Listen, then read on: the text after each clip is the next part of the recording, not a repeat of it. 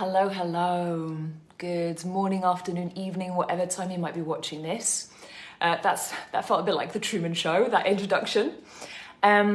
So coming in and doing a live on some really liberating truths around fat loss as we are in spring and we're coming up to those summer months. And this is a time of year that for many people can cause anxiety. Hello, Dara, welcome.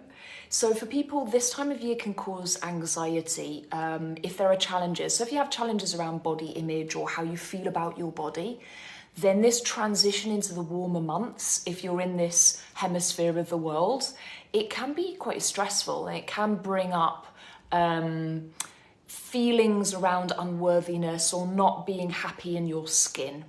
And I say this from a place of personal knowledge as well. I used to find this time of year, knowing that my body was going to be more and more on show, it would make me more aware of the bits of my body that I wasn't comfortable about or comfortable with.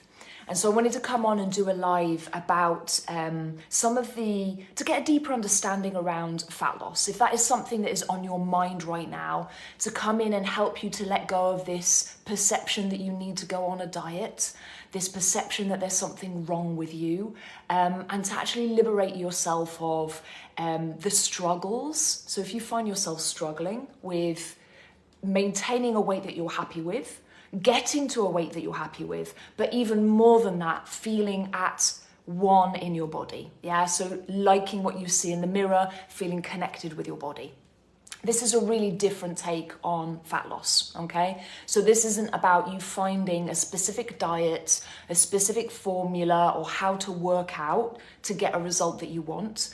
And in fact, a message that I speak about a lot with my clients who come to me saying, I want to lose body fat, one of the first things I say to them is the following: forget losing fat, okay? So completely remove your focus away from fat loss as a goal. And in doing that, and by shifting your focus to something else, much more important, not only are you going to get the results that you want, but as you do it, you're building an empowered relationship with yourself, with your body, with food, with your habits, with your mindset, with your inner narrative, okay?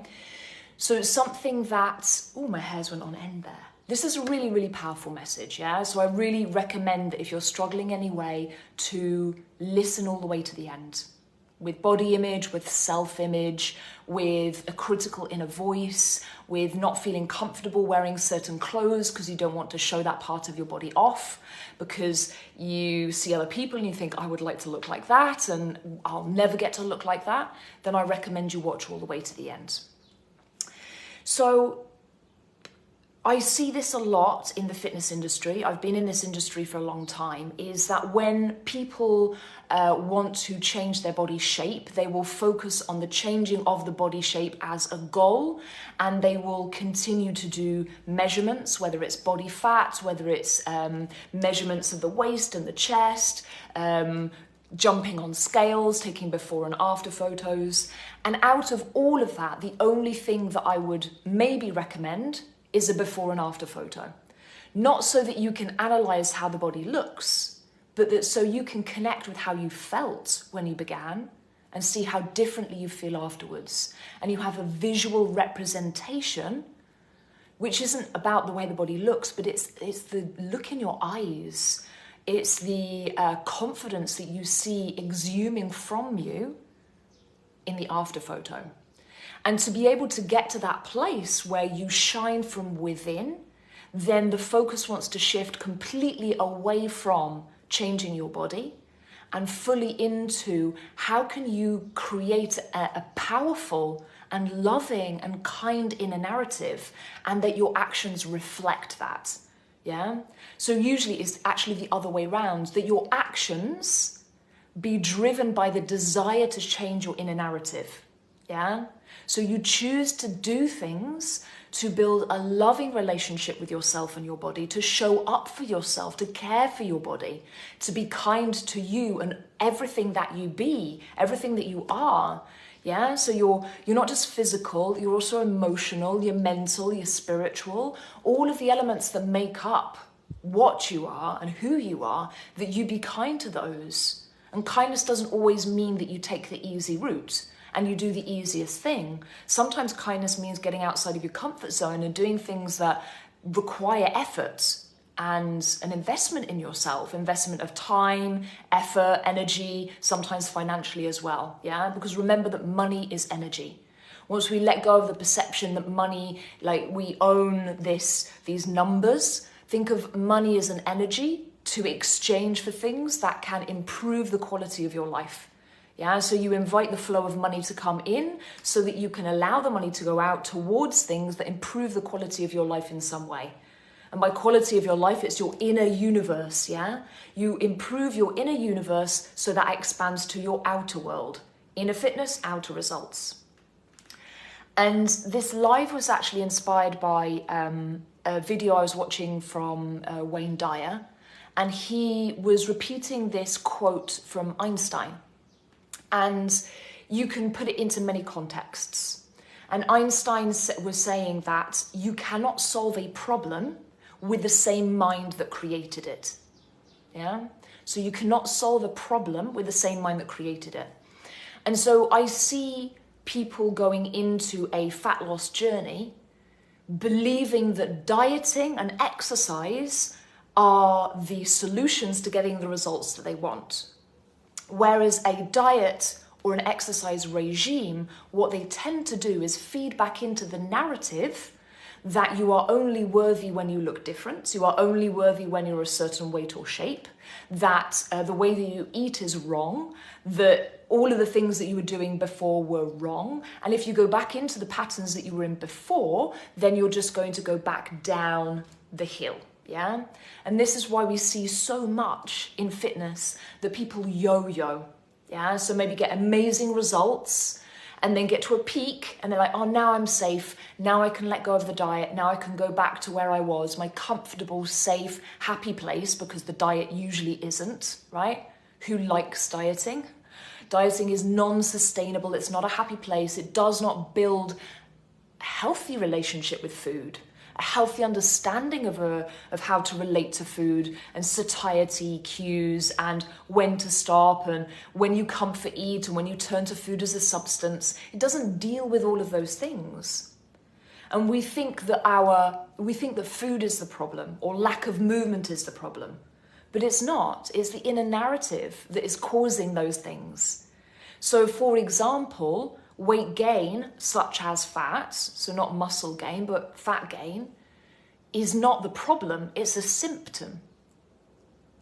So fat gain above what is healthy for a person's weight, because it is good to have a certain amount of fat on your body, yeah? Especially women, we stop having periods when we get too skinny. So weight gain above what is healthy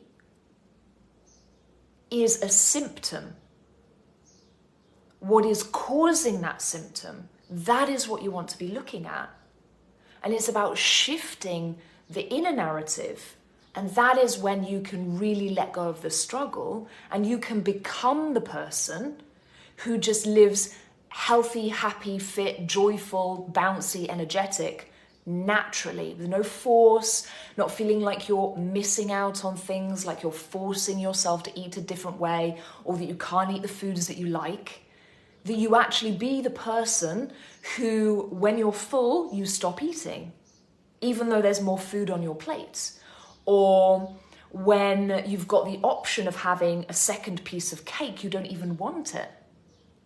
That is a really great place to be. And I can tell you again from experience, because I've been on many other sides of the spectrum. Everything from over-controlling of my food intake to being out of control and eating way too much and then going through the guilt and the blame and the shame that feeds back into the cycle of turning to food for comfort. Yeah? And so there was never this balanced place where it was really easy. And having now realized what that balanced place where everything is super easy is, I really want to share it with the world. And if you're now thinking, oh, summer's coming and I want to feel more in shape, I want to feel more comfortable in my skin, comfortable wearing certain clothes, step number one is to forget dieting. Yeah? No diet. There's no calorie counting, no weighing your food, no measuring your food, no cutting out the foods that you love, none of that. Rather, there is a shift, there wants to be a shift to changing the mind, and therefore you can solve the problem, is understanding what the underlying problem is. For example, I've got a girl in my online school, and we have been focusing on reducing sugar intake because there is either a sugar addiction there or a reliance on sugar. Now, if she were just to go straight out and give up sugar, there would be a constant craving and desire for it. Yeah? And so first, rather than thinking about giving up sugar, the question is, what is it the sugary foods give to you that you enjoy? What do you enjoy about those sugary foods? What's the positive in that experience? Don't take away the joy from your life and leave a vacuum, leave a hole, so that you feel that you're living in scarcity. So number one is to have a look at that. So we looked at what is the joy that it brings you? What's the comfort? Is it pleasure? Yeah. Is it a specific time of day? Is it that you get home at the end of a really long day and you have a little pause and you have a couple of biscuits and a cup of tea and it's like this magical moment before you get on with other things at home?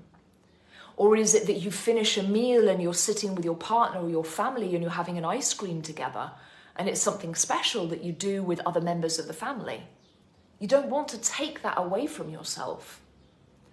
So it's about one, looking at what the positives are, then two, it's looking at what other things may be underlying there. So for example, for her, IBS causing an energy dip, yeah? So the sugar's actually feeding into the IBS. The IBS is causing fluctuations in energy. The low energy causes her to want to eat more sugar. So it's like a snake that bites its own tail.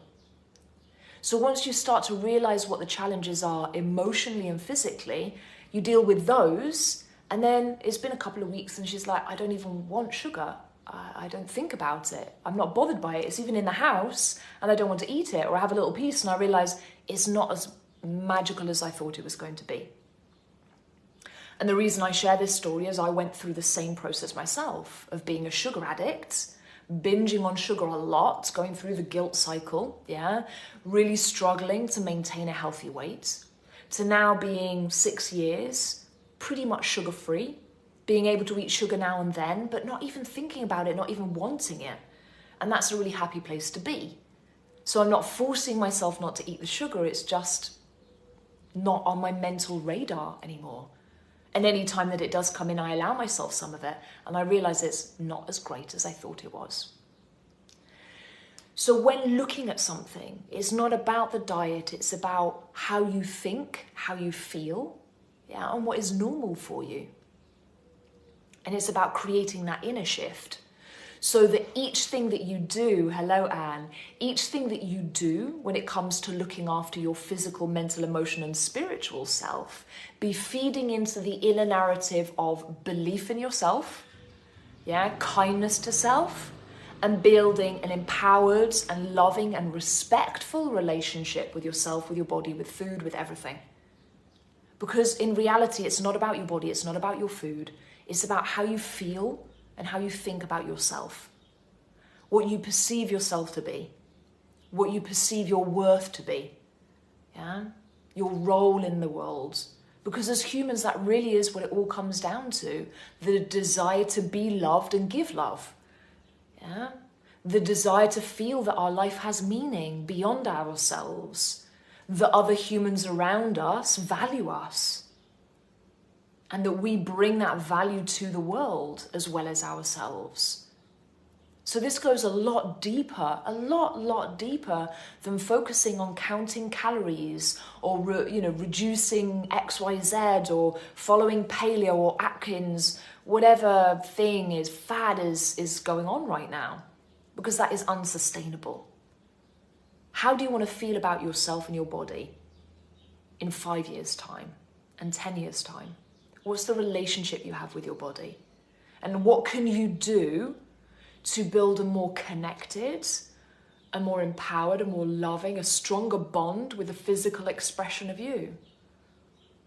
that your biological self, because food is the building blocks of the physical expression of you, of your emotions, of the sensations in your body. Food is the building blocks of all of that. And so when we realize that what we put into our body becomes a part of the physical expression of ourselves, we can begin to desire more good. When you want more good in your life, it's also about what you choose to bring in. Yeah? And so it can reach a point where you sit down with a plate of food, and that narrative that we're taught as children, you must always finish everything that is on your plate. Imagine if you started to realize you only need 60% of what you serve yourself. And that extra 40%, that's surplus. And it can literally be that you've been eating a surplus of quantity. And when you connect with what the body, because your body speaks, you know what you need. You know exactly what you need. But the narrative can drown out the inner knowing. The narrative of fear, the narrative of the need of comfort, the need of pleasure. And so when we reach a point where we are so connected with ourselves and with our journey and the meaning of our life, then we no longer need to seek momentary pleasure in bites of food or, cups of whatever, or glasses or pints of whatever it may be, or substances. Because yes, I work with people who are removing substances from their lives as well as challenges with food.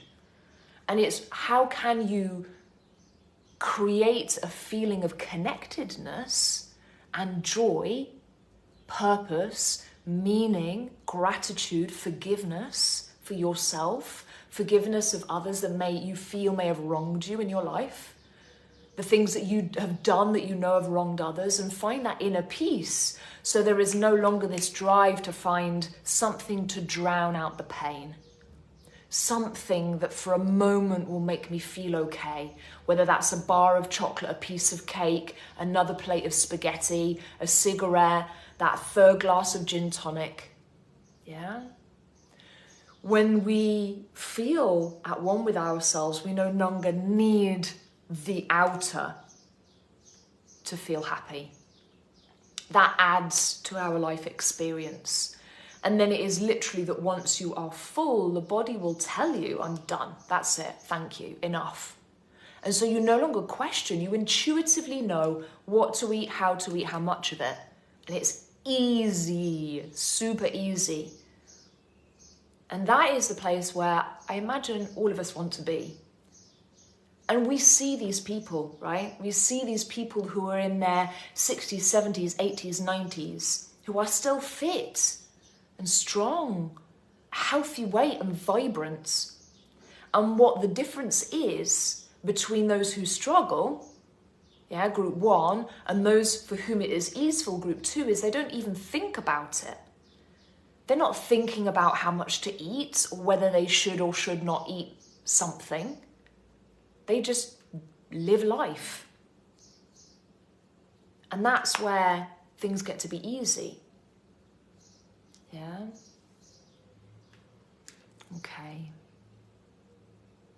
So this was the inspiration for today to share with you. Forget dieting. Focus on building a relationship with yourself and acting in ways that make you feel empowered, that make you feel proud of your actions, that are kind towards yourself, because the kindness you show to yourself is the kindness you will show to others. A kindness that you show to yourself, to others that you do not show to yourself, is a kindness that is wanting the world to reflect love back to you. So it's selfless to be kind to yourself first, because then you give from a place of abundance, rather from a place of give me love or reflect back to me that I am a worthy human being. Yeah. So when we give to others first and we don't give our own being importance, it's actually selfish. Because who you be in this world is showing the rest of the world what is okay for them also. And so by you being good and kind to yourself and showing that you give your own well-being importance, you are allowing the rest of the world, everybody else who comes into contact with you, to realize that they also can do that for themselves. And when we give from a full cup, we give from a place of love and gratitude, yeah, rather than a place of scarcity and emptiness. So fill your cup up. Yeah. So thank you for listening today. You'll be seeing more of me. For those of you who want to work more directly with me, send me a DM, yeah, because I've got spots from one-on-one mentorship, one-on-one coaching, yeah, mindset, fitness, nutrition, and then of course there's the group coaching within the school. Yeah, so if you're feeling you want support in your journey and you resonate with this message, with becoming that which you desire to be rather than the struggle all of the time, then send me a DM and let's connect, let's chat and see if we resonate with one another. Yeah. I'll see you again soon. I love you all.